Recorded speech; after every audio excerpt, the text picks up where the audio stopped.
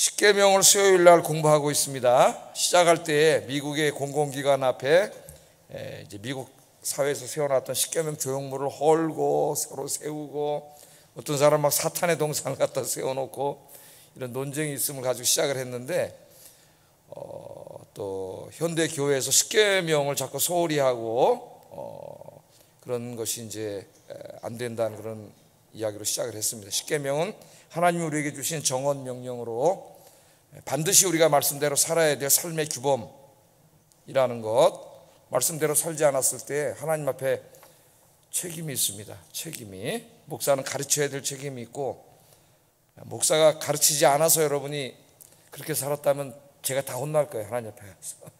너 왜 안 가르쳤냐는데, 저는 이제 가르쳤기 때문에 이제 제 책임은 지나갔어요. 여러분들 한 분에 한 분이 말씀을 묵상하면서 말씀대로 살아야 됩니다. 그것도 십계명은 10개의 계명으로 되어 있지만은 그 나머지 이제 그 수백 개 계명들이 있죠. 모세오경 안에 그 계명들의 다 그 원리라 그랬죠. 원리. 그 10개의 계명을 구체적인 삶의 현장에 적용한 것들이 그 나오는 수많은 법들이다, 이렇게 말씀을 했습니다. 자, 오늘은 6번째 계명인 살인하지 말라. 살인하지 말라.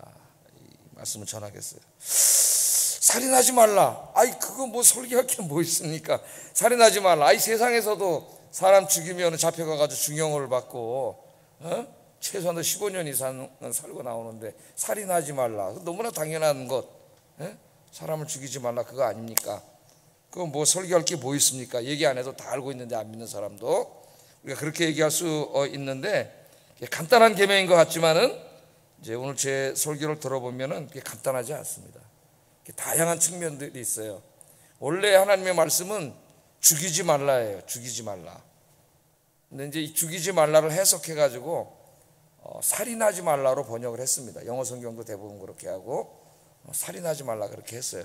그러니까 죽이지 말라, 그렇게 이제 그 말씀을 가지고 가 보면은 생명 있는 것들을 죽이지 말라는 의미가 되기 때문에 식물에게도 해당되고 동물에게도 해당이 되죠.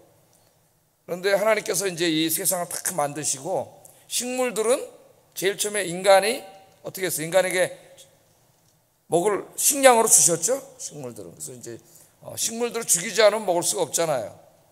식물들을 이제 뭐 그걸 잘라가지고 생명을 앗아가는 거죠. 어떻게 보면은 벼도 잘라가지고 죽여가지고 우리가 그 쌀을 먹는 거 아닙니까? 하나님 식량으로 주신 것이고, 그 다음에 이제 동물들은 노아 홍수 이후에 하나님이 식량으로 허락을 하셨어요. 노아 홍수 이후에. 뭐 그것까지는 우리가 다 상식적으로 알고 있습니다. 그래서 동물들도 하나님 우리에게 식량으로 주셨죠. 그래서 소고기도 먹고 또 뭐도 먹어요. 돼지고기 삼겹살도 먹고, 개고기는 논쟁이 되고 있고 그러지만은 칠면조도 먹고, 미국 사람들은 다 먹죠. 미국 사람들은 하여튼 자기 마당에서 키우던 그 칠면조는 잘 잡아 먹으면서, 또 개에 대해서는 또 굉장히 막 이렇게 하는 거 보면 좀 웃음이 나와요. 제가 볼 때 그렇게 이쁘게 키우던 칠면조는 추수감사절로 호까닥 잡아먹으면서 왜 또 보신다고, 나 한국 사람은 그렇게 또 막 야만인이라고 욕하는지. 또 동물 애호가들은 뭐 동물, 개를 많이 애호하는 것 같아요. 개를 많이 키우다 보니까. 근데 그 낚시 같은 건 또 말 안 하더라고. 뭐 우리 텔레비전에 보면 낚시 프로도 있잖아요. 그래가지고 막 가서 괜히 그 살아있는 고기는 왜 잡아가지고 뭐 몇 센치 잡았다 그러고 막, 이거 완전 그 생명 아닙니까? 그 바다에 있는 고기는? 그런 건 또 하나도 안 하고 지네 또 낚시하러 다녀. 그래서 이해가 잘 되지가 않아요. 일관성이 없다. 일관성이. 그런 생각이 들어요. 그런데 하나님이 이제 식물로 주셨지만은 그건 틀림없어요. 그래서 우리 이제 그리스도는 무슨 동물을 먹지 않고 고기 먹지 않는, 육식 먹지 않는 무슨 이제 그걸 뭐라 그래요? 베지테리언, 채식주의자라 그러죠. 채식주의자. 채식주의를 말하지는 않습니다. 다니엘서는 이제 특별한 경우에 우상에게 올라간 고기를 먹지 않기 위해서, 이제 우상 숭배하지 않기 위해서 안 먹은 것이고, 채식주의를 가르치지는 않아요. 그래서 저도 이제 삼겹살을 제일 좋아하고, 또 소고기도 좋아하고, 하여튼 랍스타도 좋아하고, 하여튼 대게도 좋아하고 잘 먹습니다만은, 그러나 그 동물들의 생명은 정말 제한되게 그렇게 해야지, 인간의 탐욕과 욕망을 채우기 위해서 그 동물들의 생명 함부로 해야 하는 것은 하나님이 금하셨어요. 자, 그거는 그 정도까지만 하고, 그러나 불교는 이제 살생을 금하는 거예요. 살인이 아니라 살생을 금해요. 그래서 파리 한 마리, 벌레 하나, 모기 하나까지도 죽이지 않습니다. 예? 식물은 스님들도 드시잖아요. 그러니까 식물은 해당되지 않고 그 이제 동물, 곤충, 살아있는 생명은 철저히 이제 살생을 금하고 있어요. 그 모기가 들어오면 어떻게 할까? 모기 무는데 난 들어오면 그냥 한 10마리 잡는데 10마리. 예? 모기도 안 죽여요. 모기도. 예? 그래서 가을 모기가 들어올 때 이렇게 이제 여름에는 문을 닫고 뭐 책을 보라 그러고 뭐 이런 얘기도 있고 철저하게 지키는 사람은 지킵니다. 자, 그러나 이제 오늘 이 말씀은 살인하지 말라라고 해석하는 것이 이제 옳아요. 살인하지 말라. 살인은 이제 사람을 죽이지 않는 것이죠. 살인하지 말라. 사람을 죽이지 말라. 그러니까 간단한 것 같지만은 다양한 측면이 있습니다. 현대 사회에서 뭐 자살, 낙태, 안락사, 전쟁에서 사람을 죽이는 것, 또 국가에 의한 살인, 사형 집행을 하는 것이죠. 이런 다양한 문제들에 대해서 이 살인하지 말라는 말씀이 어떻게 적용되는가 굉장히 중요하고, 그래서 미국 사회는 지금 이 낙태 문제 이런 거는 대통령 되느냐 마느냐가 달려 있어요. 낙태를 지지하느냐 말아야 되느냐, 이 문제가 굉장히 지금 한 사회적으로 문제가 되고 있죠.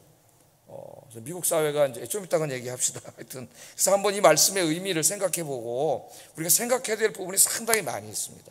그리스도인들이. 왜냐하면 하나님의 세상에 하나님이 창조하셨기 때문에 하나님 말씀대로 십계명대로 살아야 되는데, 제가 말씀드린 이런 다양하고 복잡한 문제들에 대해서 살인하지 말라는 계명이 어떻게 적용돼야 되는가, 우리 사회에다 무슨 이야기를 해야 되는가, 우리가 목소리를 내야 되는데 기독교인들이 생각을 좀 해보겠습니다. 자, 하나님은 살인을 금하셨습니다. 살인을 금하셨는데 두 가지 이유가 있어요. 살인을 금하신 두 가지 이유가 있는데, 첫째, 생명은 하나님의 것이기 때문입니다. 생명은 우리 게 아니에요. 내 생명? 내 게 아니에요. 자살을 생각할 때 우리 생각을 해봐요. 내 생명 내 게 아닙니다. 하나님의 것이에요.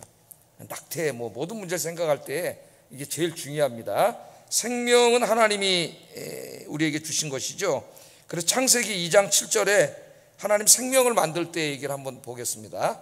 한번 읽어보겠습니다. 시작.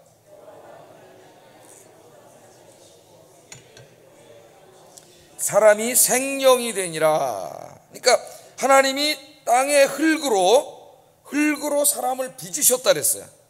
예술가들이 막 그 흙을 가지고 막 도자기도 만들고 막 그러지 않습니까? 예레미야서에 보면 이제 토기장의 비유가 나와요. 도기를 만드는 그 토기장이가 하나님이시죠. 하나님. 그 흙으로 이제 사람을 이렇게 다 형상은 뭘로 만들었어요? 흙으로 만들었죠. 그래서 이제 죽으면 어떻게 돼요? 죄 짓고 나서 이제 인간이 죽으면 너는 흙이니 흙으로 돌아갈지니라. 제가 장례식장 가면 그럽니다. 옛날에 이제 그 하관 예배 드릴 때는 매장장을 많이 해가지고 이제 그걸 꼭 제가 읽었어요. 너는 흙이니 흙으로 돌아갈지니라. 사람들이 숙연해집니다. 그 앞에 이제 관이 내려가고 이럴 때. 자, 하나님이 흙으로 사람을 지으셨으니까 흙덩어리죠, 그냥. 생명이 아니에요, 아직.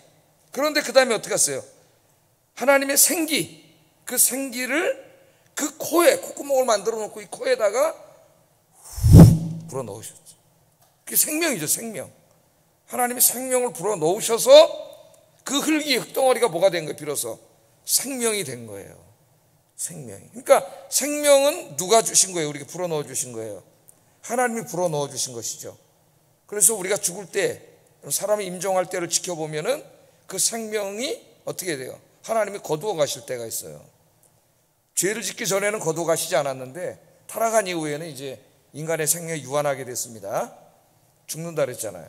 그래서 그 생명을 거두어 가시면 아무것도 아니에요. 이게 그냥 섬유질이고 시간이 지나면 이게 말라가지고 마네킹처럼 됩니다. 이제 딱딱하게 이제 다 부모님들 돌아가시고 그때 이제 다 만져보시고 알겠지만은 시간이 지나면 이게 마네킹 같아져요. 딱딱해지고 생명은 떠나갔기 때문에 너무 신기하죠? 그 생명이 뭘까? 너무 궁금해요. 네? 생명이 뭔데 떠나가면 그냥 이렇게 말하고 이렇게 살다가 이게 그냥 말이 없으시죠? 어머니 아버님 제가 다 가서 이제 그 염하고 이렇게 입관하고 그럴 때 그냥 누워 있는데 꼭 일어나실 것 같더라고. 일어나실 것 같아. 근데 이제 만져보면 다 이게 굳었죠. 생명이 떠나간 거예요. 생명이 떠나갈 때 이렇게 보면은 막 이제 마지막에 막 이렇게 숨을 쉬어요.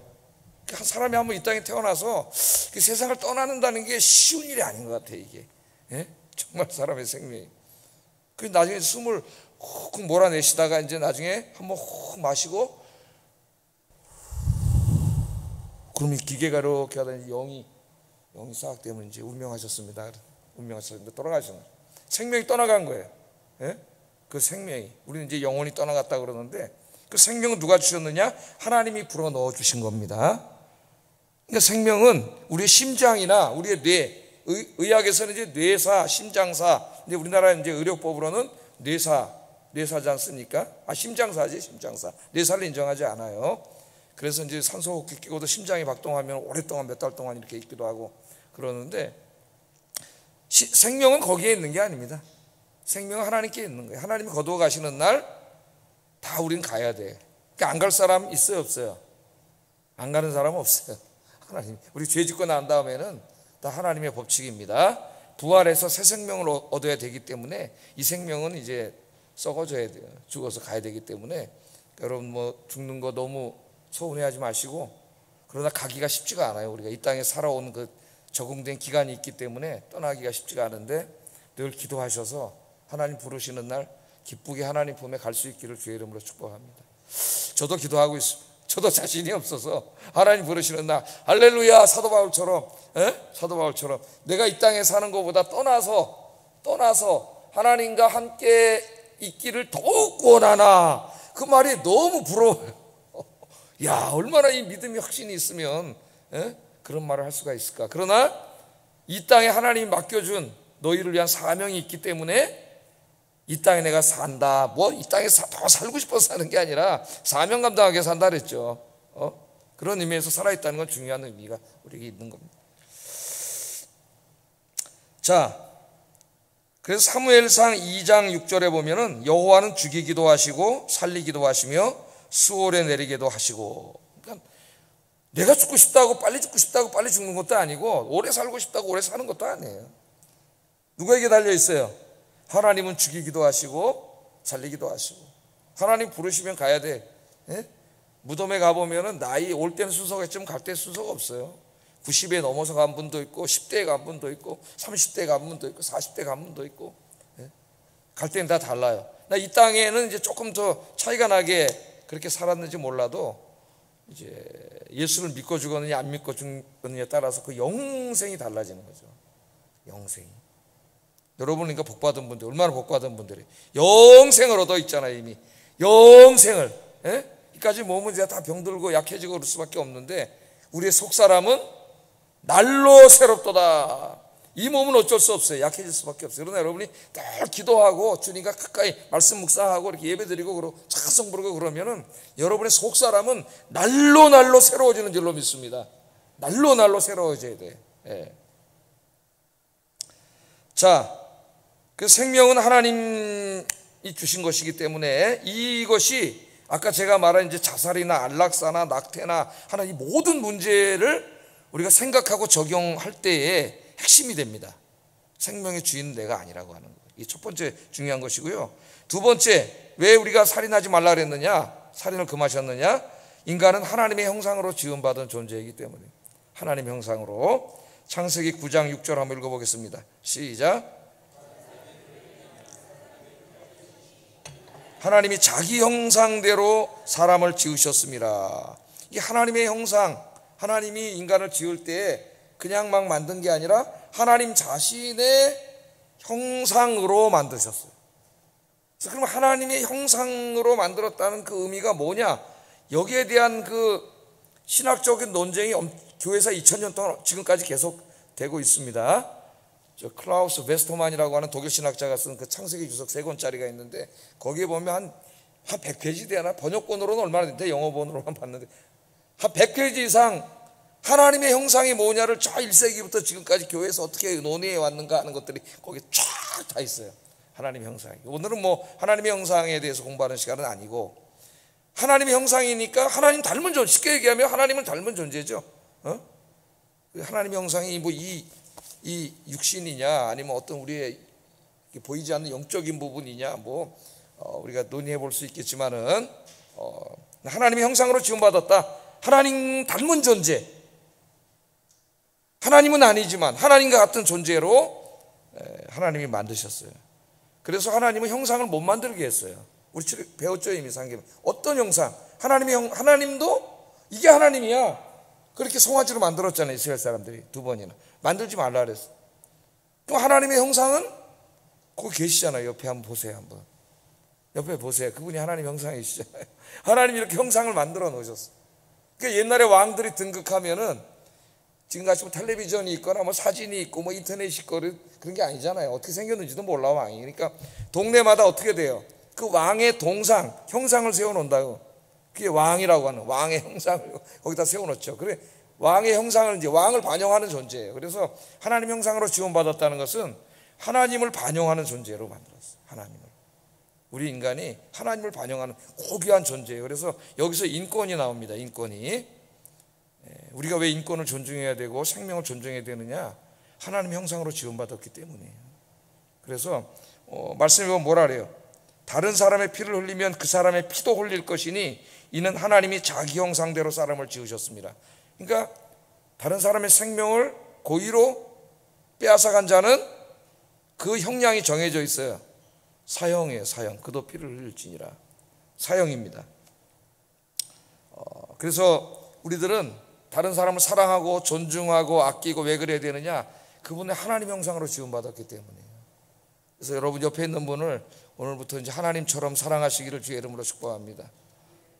하나님으로 사랑하면 안 되고 하나님처럼 아끼고 존중하고 그렇게 사랑해야 되는 것이죠. 자, 그래서 이제 성경에서는 그 사람의 생명, 살인, 그 생명을 어떤 이유로도 뺏지 못하게 했습니다. 그 생명을 주고 취해가는 분은 오직 하나님이 주권을 뺏어가는 거예요. 그것이 원칙입니다. 그런데 이제 과연 그러면 이 말씀 속에는 그 살인하지 말라는 말씀 속에는 그 생명만, 사람만 죽이지 않으면 되느냐? 그렇지가 않다는 걸 우리가 알죠. 왜냐하면 예수님께서 이 계명을 제정하신 그 하나님께서 인간으로 오셔가지고 이 10계명의 6계명을 더 심도 있게 그 의미를 설명해 주셨어요. 자, 그게 이제 산상설교에 나오는데 마태복음 5장 21절 22절 말씀에 보면 이 살인하지 말라, 이 계명을 주신 분이죠, 예수님이. 자, 이 의미를 단지 사람을 안 죽이면 된다, 그게 아니라는 거예요. 이게 뭐냐?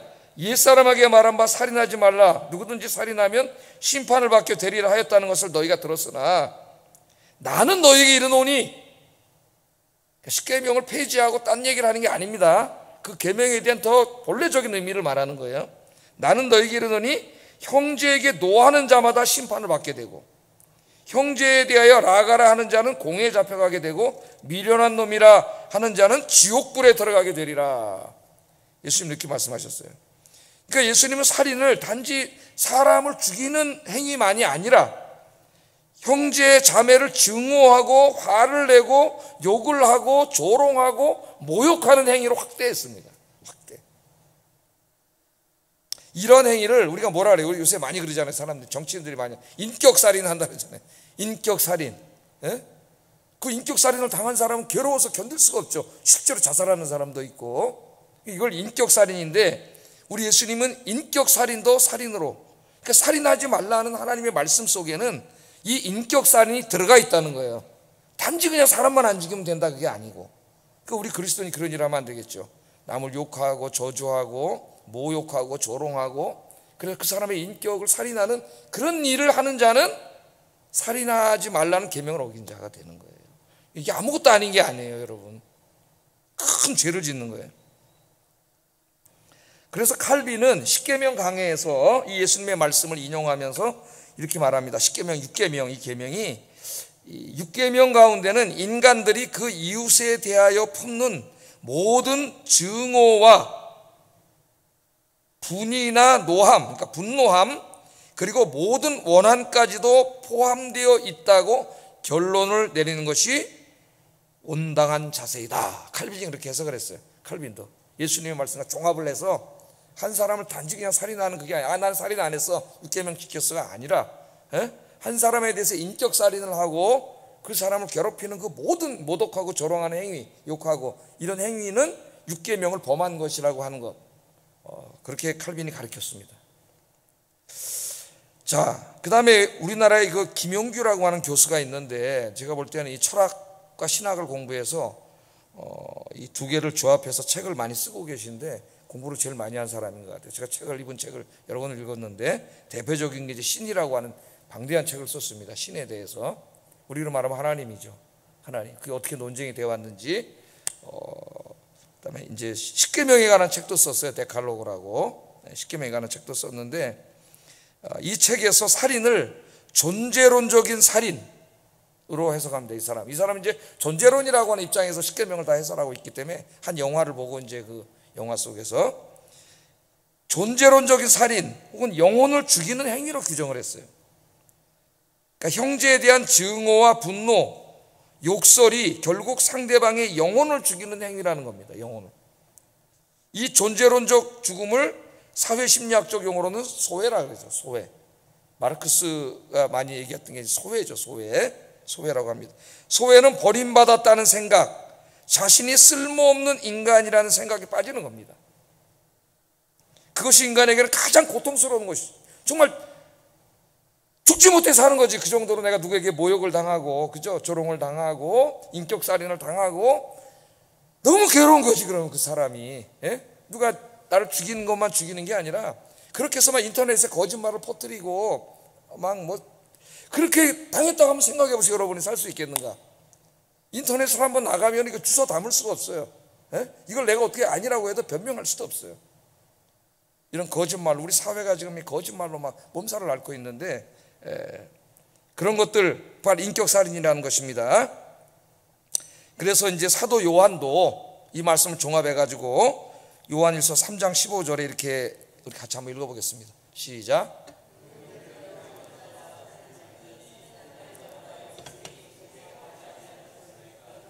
아멘.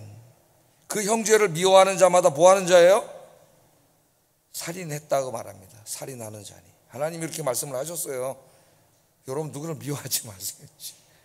살다 보면 미워하는 마음이 생길 수가 있는데, 이 형제를 살인하는, 미워하게 되면 또 헐뜯고 험담하게 되고 말 한마디 포덕스럽게 하게 되고, 이렇게 하면서 그 사람이 인격 살인을 하게 되고, 그저 인격 모독을 하게 되고, 괴롭게 만들고, 막 남을 괴롭히는 사람이 있어.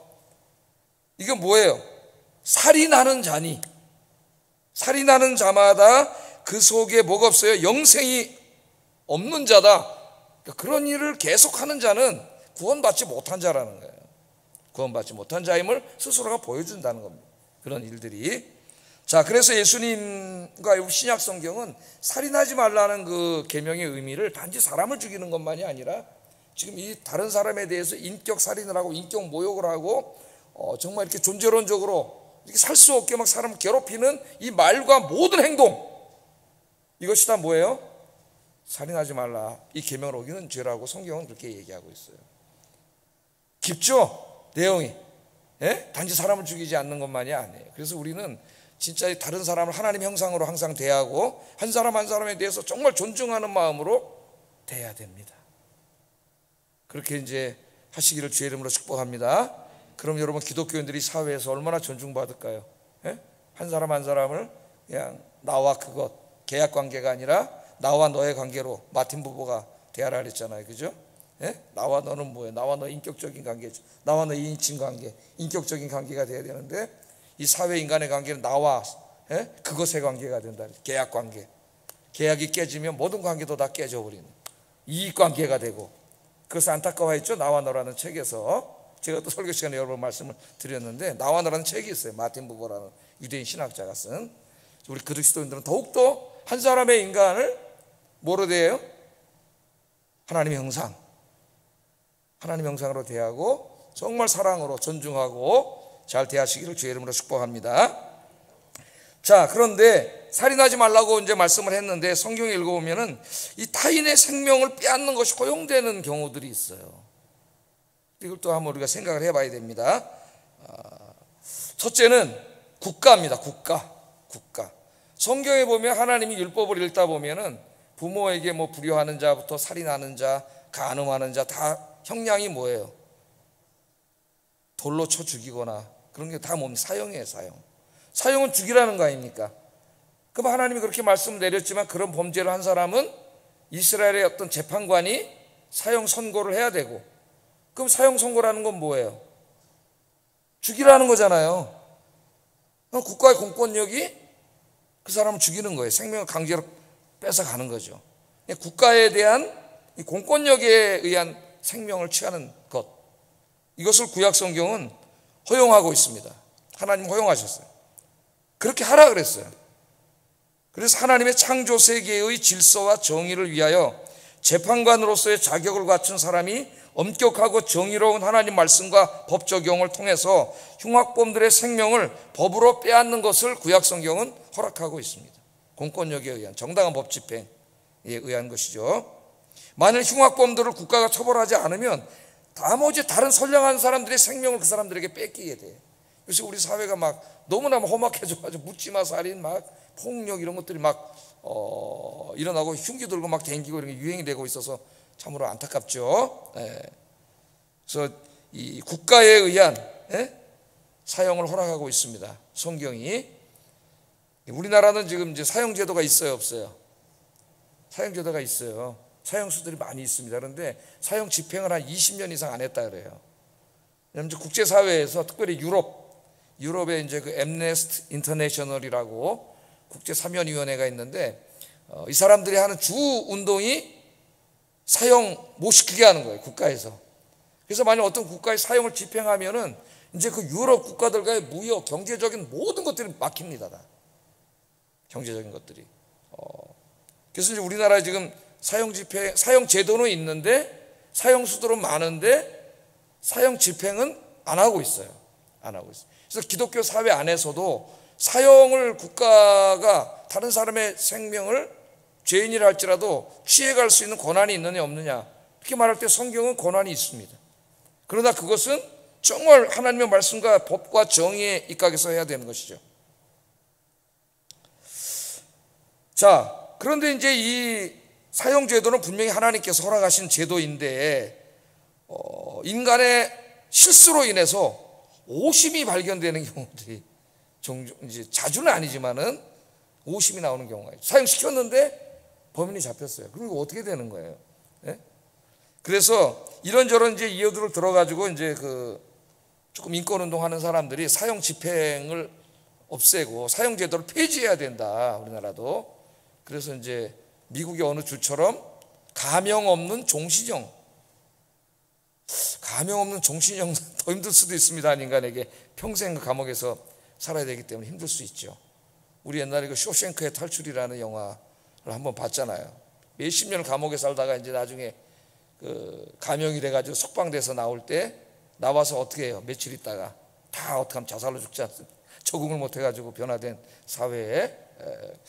하여튼 그 가명 없는 종신형으로 바꿔야 된다, 이런저런 이야기가 있지만, 하여튼 성경은 국가에 의한 정당한 법 집행은 허용하고 있습니다. 하나님께서 허용하고 있다는 걸 우리가 알아야 돼요. 그러나 이제 오심이 있고 여러 가지 이제 이런 사회적인 악용의 사례가 있는 사회에서 한 국가와 사회가 합의를 해서 사형제도를 폐지하고 가명 없는 종신형 제도를 할 수 있느냐? 저는 개인적으로 그렇게 할 수 있다고 생각해요. 생각할 수 있다고 합니다. 그러나 성경의 하나님의 국가에 의한 사형 집행을 금지하지 않고 하라고 하셨다는 것은 성경의 가르침, 말씀 그대로 해야 됩니다. 가르침이라는 것은 우리가 알아야 된다. 제가 이제 먼저 다니던 교회 한 권사님은 아들이 이제 부장판사였는데, 제 신방감은 늘 기도 제목이 뭐냐면 우리 아들이 사형 선고를 하지 않게 해주세요. 그게 항상 기도 제목이었어요.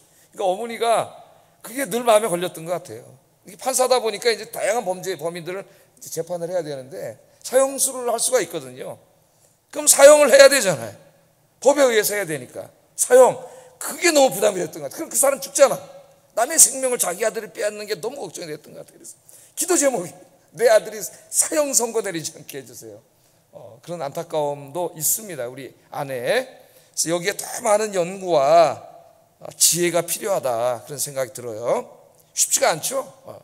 또 하나 이제 두 번째는 전쟁이 전쟁이 일어났을 때 부득이하게 나의 가족과 내 이웃과 내 이 사람들의 생명을 죽이려고 쳐들어온 거 아닙니까? 지금 총을 갖고 왔던 칼을 갖고 들어왔던, 그럼 그들을 막아야 되잖아요. 그런데 가족과 이웃들의 생명을 지키기 위해서 그 사람 죽일 수밖에 없는 게 전쟁이죠. 네? 그래서 전쟁인 경우에 이제 나의 생명, 내 가족의 생명, 내 이웃들의 생명, 내 민족의 생명을 지키기 위해서 부득이하게 총을 쏠 수밖에 없는 거죠. 그러니까 죽인 거는 맞잖아요. 살인한 거잖아요. 예? 전쟁에서 살인한 거예요. 자, 그래서 전쟁 중에는 이건 뭐 침략자들에게 안 그러면 내가 죽으니까 총을 겨누는 것을 금하지 않으셨습니다. 전쟁 이야기가 많이 나오죠, 성경에. 엄청나게 많이 나오고, 요새는 이제 지금 여호수아 공부하고 있는데 하나님의 심판을 대행해서 가나안 사람들, 죄인들을 죽이는 전쟁이 야훼의 전쟁이에요. 야훼의 전쟁 허용을 했어요.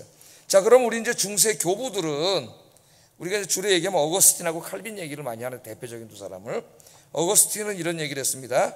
전투 시에 적군을 죽이는 일은 불가피하다.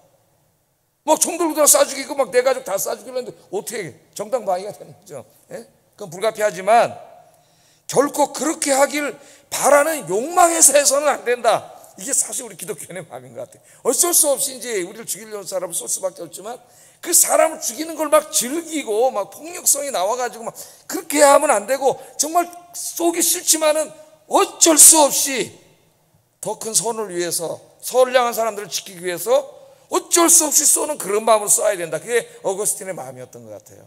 가르침. 깔뱅은 이런 얘기를 했습니다.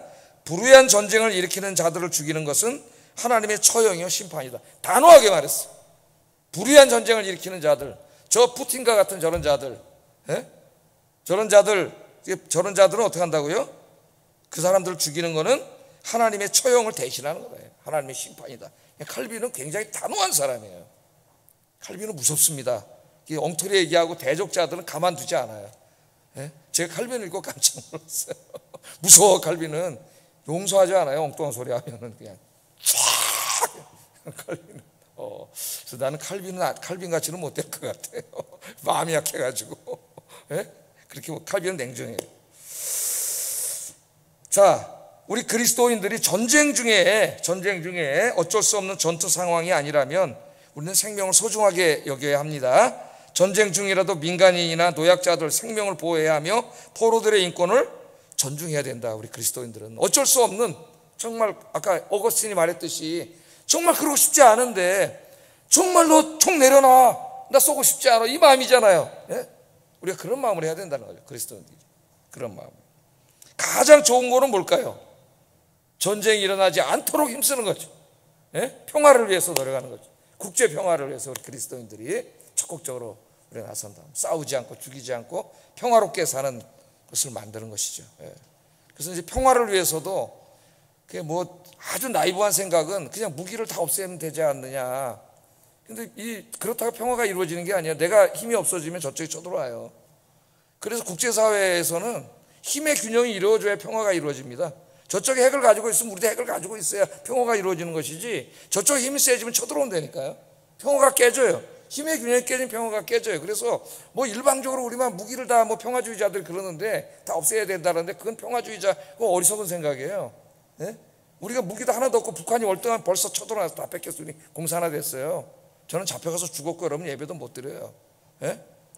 힘의 균형이 이루어지고 있기 때문에 우리가 더 세기 때문에 못 들어오는 거예요. 근데 우리가 세기보다는 미국 무기가 무서워서 못 들어오는 거지 사실은. 우리는 쟤들이 밥으로 보지. 쟤들은 군대 가면 10년씩 근무하는 베테랑 군인들인데 우리 지금 18개월 하면 제대하는데 저는 30개월 6일 했습니다. 우리 장로님들은 더 하셨을 거예요. 저보다 한 33개월 하셨을 거예요. 그죠? 36개월부터 주로 내려왔는데 30개월, 제가 3살 먹었어요. 군대 가서 21살에 가가지고 24살에 제대. 지금 애국자입니다. 우리 아버님도 현역으로 6.25 참전용사하고 우리 지환이도 현역으로 갔다 와서 3대가 다 현역으로 갔다 와. 3대가 현역으로 갔다 온 집안을 애국자로 쳐줘요. 국가에서. 그래서 막 상도 주고 그러는데 상은 받을 군번이 안 되더라고. 우리는 형제가 하나씩밖에 없어. 저도 외아들. 우리 아버지는 형제가 있지만 이북에 내려와서 여기 우리 최연이 하나, 어떤 집안에 형제 4명인데 형제 4명이 다 갔잖아. 그 다음 때에 또 3명이 나가고 이러니까 숫자에서 안 되더라고. 숫자에서. 네? 하여튼 전쟁에서 어쩔 수 없는 경우에는 그 사람을 죽일 수 있지만 그때에도 난 어거스틴의 마음으로 해야 된다고 생각을 합니다. 정말 쏘기 싫고 그러면 안 되고, 그러지만은 내가 저 사람 쏘지 않아서 저 사람 총 들고 다 쏴 죽이는데, 우리 교인들 다 쏴 죽일라 그래. 여기 총 들고 들어와서 저기서 하나가 지금 다 쏴 죽일래. 내가 봤어요. 나도 총이 있어요. 예? 살인하지 말라는데 어떡하지? 다 쏴 죽이잖아. 여기 빨리 쏴야 되잖아, 저 사람을. 예? 그런 마음으로, 어쩔 수 없는 마음으로 우리가 해야 된다는 건 어거스틴에게 동의를 해요. 할 수 있지만, 죽일 수 있지만. 자, 그 다음에는 좀 더 우리의 신학적 사색이 필요한 살인에 대해서 좀 생각을 해봐야 됩니다. 그리스도인들이. 첫째는 안락사. 서양에서 이제 안락사를 허용하는 국가들이 있어요. 제일 먼저 허용한 나라가 이제 네덜란드인데, 네덜란드. 자, 이 안락사가 신학적으로 또는 이 생명윤리학적으로 지금 토론이 활발하게 되고 있습니다. 기독교 바깥에서도. 암 말기 환자들과 같이 살아있음이 생명을 잠깐 연장시키는 것일 뿐이고, 살아있는 그 몇 개월이 오히려 고통일 뿐인 그런 환자들을 그들의 동의에 의하여 편안하게 죽을 수 있게 해 주어야 한다고 주장해요. 안락사 하는 사람들.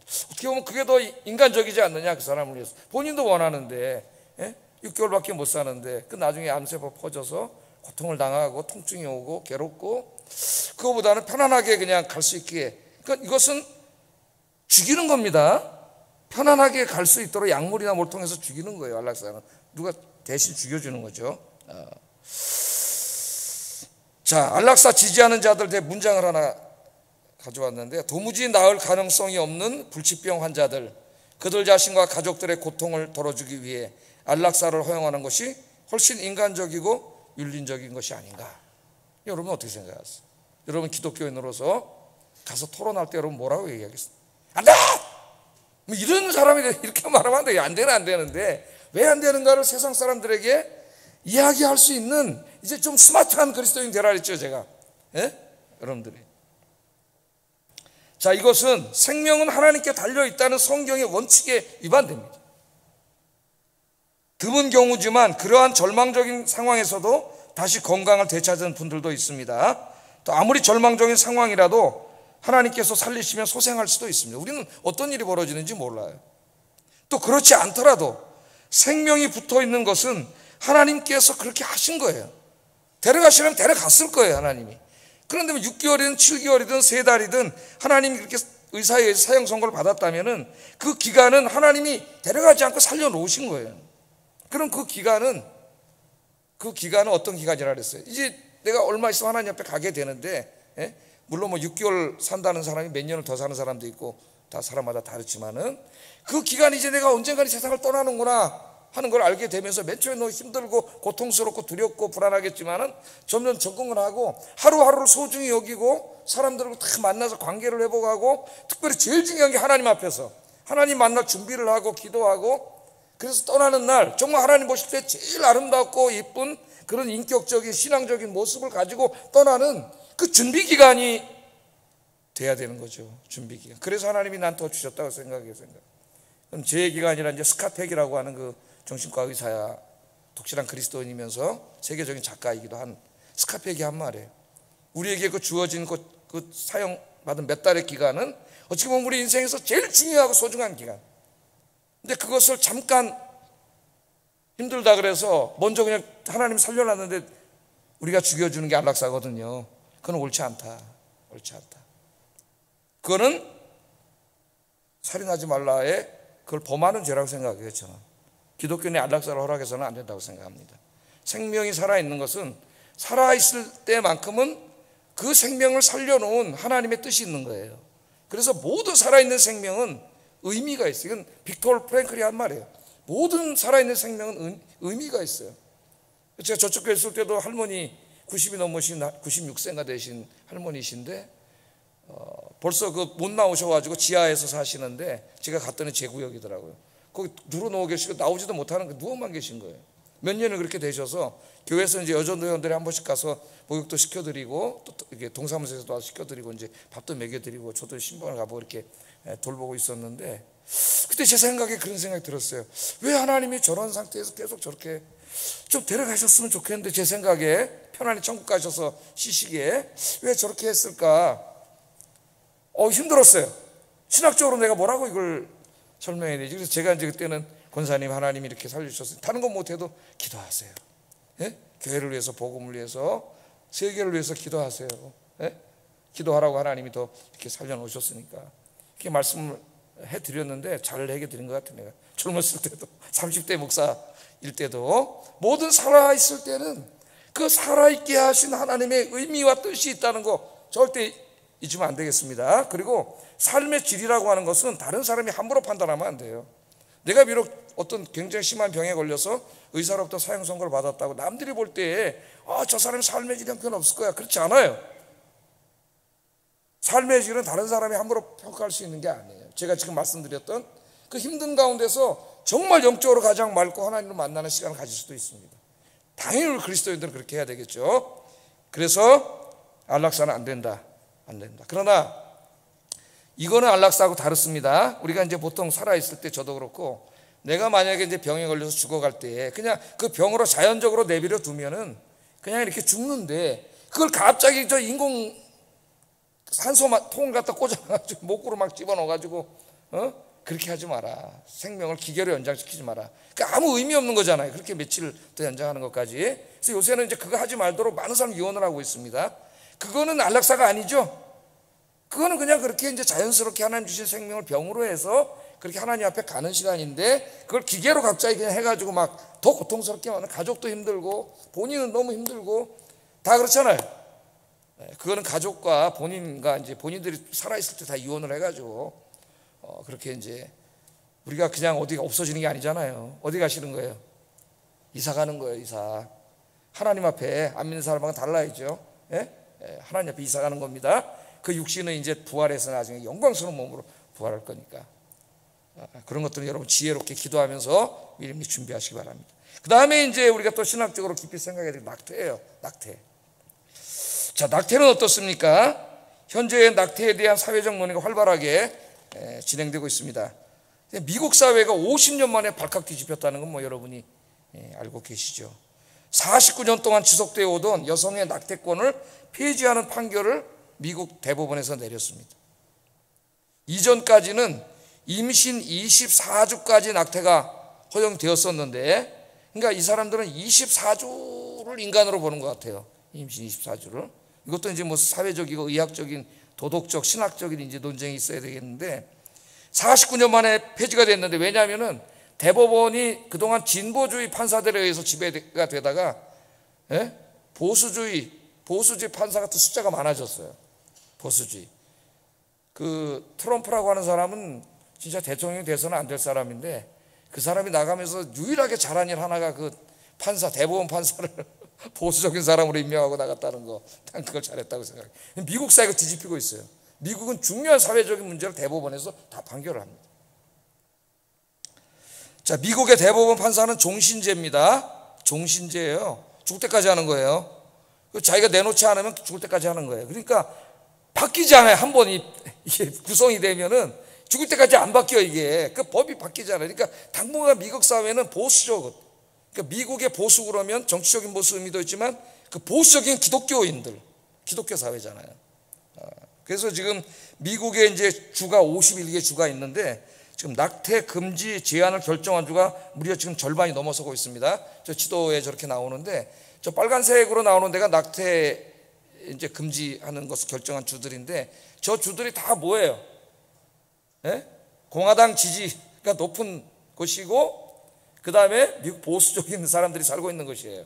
저 나머지는 민주당 지지가 높은 곳이에요. 이게 좀 미국에 나뉘어 있어요. 이것이. 근데 대법원에서 지금 금지됐기 때문에 할 수 없습니다. 미국에서 이 법을. 그래서 민주당 출신인 바이든 대통령이 이제 막 이 대법원의 판결을 막 비난했죠. 그 다음에 하원 의원장인 낸시 펠로우 여자분 아닙니까? 그분도 막 비난을 했습니다. 여러분 어떻게 생각하세요? 미국의 바이든 대통령은 이 낙태권 폐지법을 비극적인 오류라고 말하면서 분노했고, 또 이 낸시도 우리 지금 현대 여성들이 우리 어머니 때만큼도 자유가 없다고 이렇게 비난을 했습니다. 여러분들 어떻게 생각하세요? 여러분들. 자, 이 낙태를 지지하는 사람들이 내세우는 논리는 여성의 인권이에요.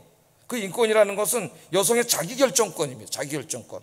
그 다음에 원치 않는 출산을 할 수 있는 여성의 자유, 자기결정권이 있어야지 왜 그걸 국가가 네 멋대로 법으로 해서 잡아가냐, 범죄인 취급하냐, 이런 거예요. 여러분 어떻게 생각하십니까? 여러분, 예?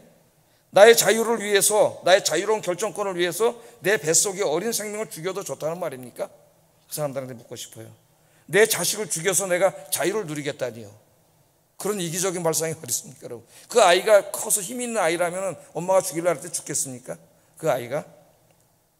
우리나라는 어떨까요, 여러분? 전통적으로 낙태를 금지하는 나라였는데 2019년 4월에 여러분이 잘 알다시피 헌법재판소에서 낙태죄가 위헌이라는 이 판결을 내렸습니다. 좀 진보를 자처하는 판사들로 구성되다 보니까 이런 판결을 내렸어요. 그러니까 판사들을 잘 세워야 돼요, 여러분. 투표도 잘해야 돼요. 그래서 여러분, 낙태하는 것이 죄가 아니라는 것이지요. 근데 이제 아직까지 후속 입법은 만들어지지 않았습니다. 복잡한 이제 논쟁이 많이, 사회적인 논쟁이 있어야 되는 거죠. 자, 이 낙태에는 상당히 복잡한 문제들이 얽혀 있는데 인간의 생명을 언제부터로 봐야 되느냐가 가장 중요해요. 언제부터로? 인간의 생명을 언제부터로 봐야 되느냐? 그 착상 때부터인가? 아니면 장기가 생긴 후부터인가? 아니면 또 다른 어떤 때부터인가? 자, 이것은 기독교 바깥에서 의학적으로도 생명윤리적으로도 계속 논의되고 있어요. 어디서부터 생명으로 봐야 되는가? 저는 가만히 내버려 두면은 그 어머니 난자와 정자가 만나서 착상이 되고 그대로 내버려 두면 생명이 되잖아요. 예? 죽이지 않으면 그 착상 때부터 생명이라고 생각해요, 저는. 보수적인 기독교인들이 취하는 입장입니다. 그 낙태는 할 수 없는 거죠. 생명이에요. 거기서부터 보이지 않지만 생명입니다. 그래서 저는 낙태는 살인이다, 이렇게 성경이 이야기하고 있다고 단호하게 이야기할 수 있습니다. 카톨릭, 낙태를 가장 강력하게 반대하는 데가 카톨릭이에요. 그래서 카톨릭은 영아 살해로 규정하고 있습니다. 영아 살해예요. 그래서 아마 이 낙태에 대해서 가장 보수적인 입장을 취하는 사람들이 카톨릭이라고 할 수가 있겠어요. 우리 개신교에서도 이 보수교회에서는 낙태를 엄격하게 금지하고 있습니다. 자유주의 교회는 또 달라요. 그건 찬성하고 있어요. 동성애도 찬성하고 금지하고 있습니다. 생명은 하나님께 속한 것이기에 낙태는 분명한 영아 살해입니다. 그러나 낙태를 반대하는 그리스도인들 중에도 낙태의 예외 규정을 인정해야 한다는 목소리가 나오고 있어요. 간단한 문제는 아니에요. 예를 들면 근친상간 또는 강간에 의한 원치 않는 임신 등 이렇게 우리가 굉장히 많은 생명을 탄생시키는 그런 것들이 상당히 다양하죠. 정말 결정하기 어려운 문제들이 있는 것도 사실입니다. 우리 기독교 윤리에서 많이 다루고 있는데 어떤 경우는 임신을 시킨 사람이 친아버지일 때도 있어요. 극히 드문 경우지만은, 자, 이 사람들 얘기하는 거, 이때는 이제 낙태를 반대하는 우리 보수적인 목사들이나 신학자들도 자, 그 아이를 낳아야 되느냐, 이런 경우입니다. 아주 특수한 경우지만은, 그럼 그 아이를 낳았을 때 그 아이가 나중에 그 사실을 알았을 때 정상적인 인간으로 자랄 수 있겠는가? 그 아이를 보는 엄마와 이 모든 가족과 이런 문제가 나왔을 때 어렵더라고요. 너무 어려워요. 대원칙은 생명은 하나님의 것이기 때문에 생명을 이제 할 수 없는 거예요. 예를 들어서 이제 원치 않는 임신일 경우 입양의 어떤 그런 것도 있고 다양한 방법이 있지만 이 친부일 경우는 또 전혀 다른 문제이잖아요.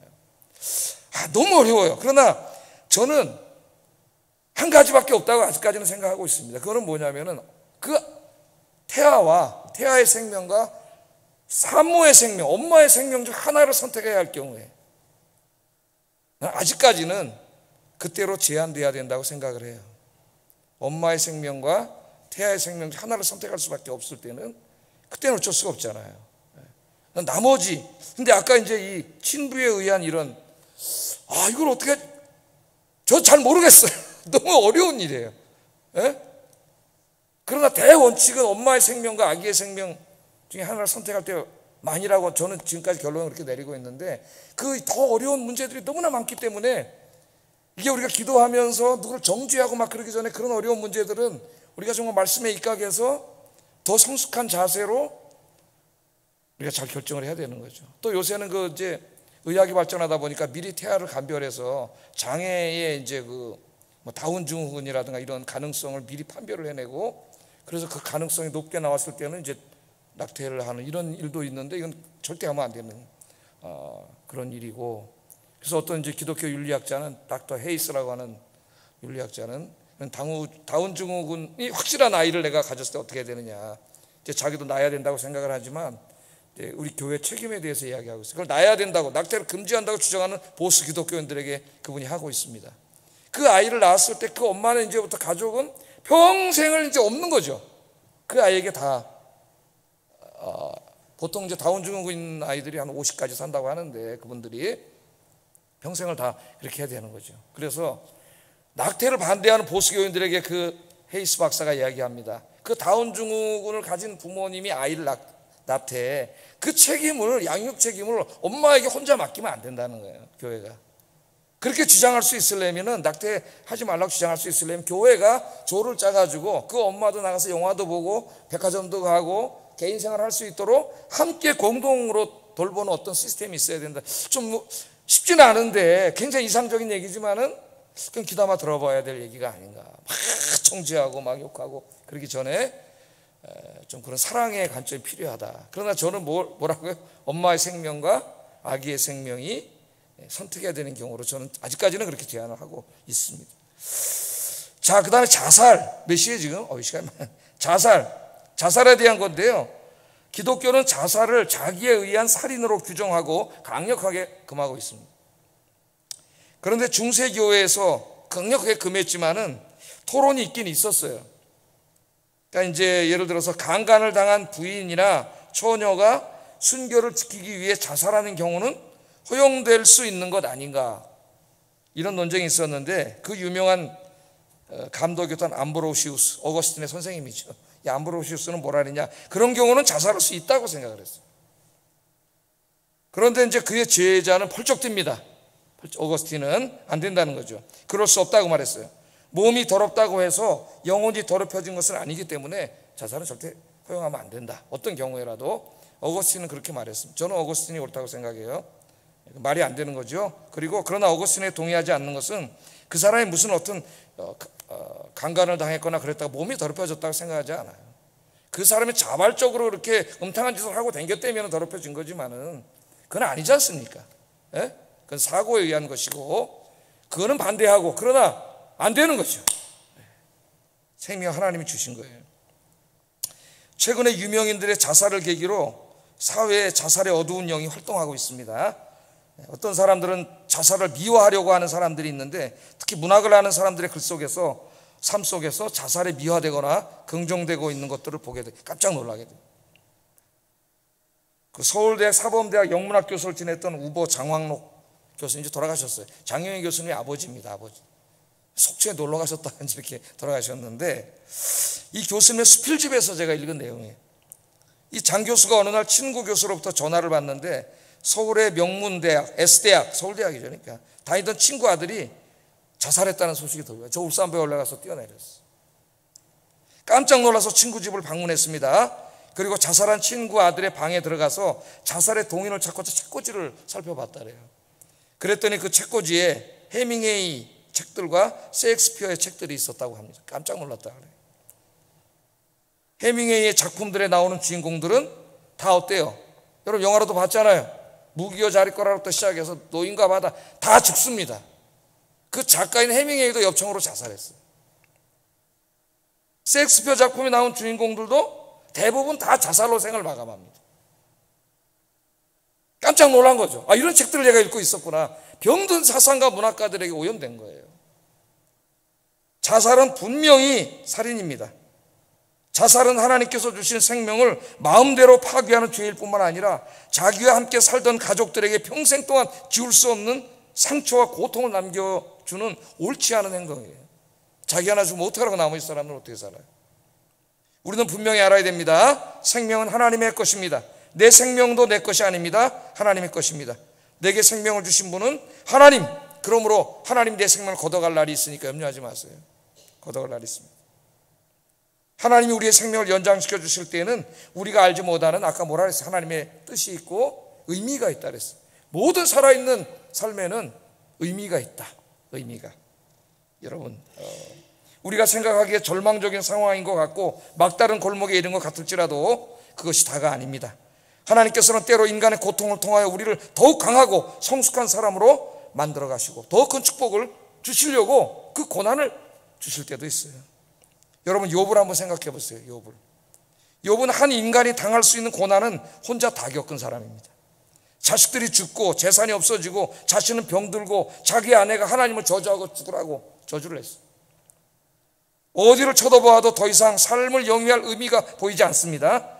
욥은 이 고통 속에서 때로는 자기가 태어난 날을 저주하기도 하고 자기에게 생명을 주신 하나님을 원망하기도 했어요. 욥은 삶이 너무 고통스럽기 때문에 육신의 죽음으로 생을 마감하기를 원했어요. 욥은 죽음의 세계에서 안식을 누리기를 원했습니다. 욥기를 보면 다 나와요. 그러나 욥은 결코 스스로 목숨을 끊지는 않습니다. 왜냐하면 욥은 하나님을 경외하는 자로서 생명을 스스로 끊는 것은 하나님을 대적하는 죄임을 알았기 때문에 너무 고통스러워서 하나님 내 생명을 좀 걷어가 주세요는 기도는 했지만 자살하지 않았어요. 욥이 고통 속에서 자살하지 않고 끝까지 하나님을 붙잡고 견뎌냈을 때 어떻게 됐습니까? 다시 회복되어 하나님의 큰 복을 받았습니다. 이전보다 더 큰 복을 받았습니다. 한평생 동안 찬란한 태양만 비치는 인생은 없습니다. 살다 보면 먹장구름이 잔뜩 낀 어두운 날도 있고 세찬 폭우와 강풍이 몰아치는 그런 날도 있습니다. 한평생 동안 아름다운 꽃만 피어있는 삶은 없습니다. 살다 보면 가시와 엉겅퀴가 돋아나는 때도 있습니다. 하나님께서는 이 모든 것들을 재료로 사용하셔서 우리들의 인생을 더욱 성숙하고 아름답고 축복된 인생으로 만들어 가십니다. 여러분이 살아있다는 것 하나님의 은혜입니다. 생명은 기적입니다. 하나님의 축복입니다. 잊지 마세요. 할렐루야. 이 모든 것 다 지나가리라. 솔로몬이 그랬다잖아요. 이 모든 것 다 지나가리라. 금방 지나가. 언젠가 되돌아보면서 웃을 날이 반드시 있는 줄로 믿습니다. 살아있음에 감사하세요. 생명이 붙어 있음에 감사하시기를 주의 이름으로 축복합니다. 제 마지막으로 이 6계명을 긍정적인 명령으로 바꾸면 어떻게 되겠어요? 생명을 살리라, 생명을 존중하라가 됩니다. 그래서 우리 그리스도인들은 생명을 죽이는 일을 하는 사람이 아니라 생명을 살리는 일을 하고 생명을 존중하는 사람이 돼야 돼요. 그러면 우리가 해야 될 일이 너무 많습니다. 남을 욕하고 비난하고 조롱하고 모욕하는 건 사람 죽이는 일이잖아요. 칭찬하고 격려하고 사랑하고 품어주는 건 살리는 일이잖아요. 생명을 존중하고 살리는 일에 더욱더 힘쓰시는 여러분 되시기를 주의 이름으로 축복합니다. 기도하겠습니다. 생명을 주신 분은 하나님입니다. 나 자신의 생명뿐 아니라 타인의 생명을 존중하고 사랑하는 삶을 살게 하소서. 안락사, 낙태, 자살은 아주 특별한 경우를 제외하고는 살인입니다. 생명을 죽이는 일이 아니라 살리는 일에 힘쓰게 하소서. 세 번째, 형제 자매를 미워하는 것도 살인입니다. 모든 사람을 사랑하며 살게 하소서. 기도하겠습니다.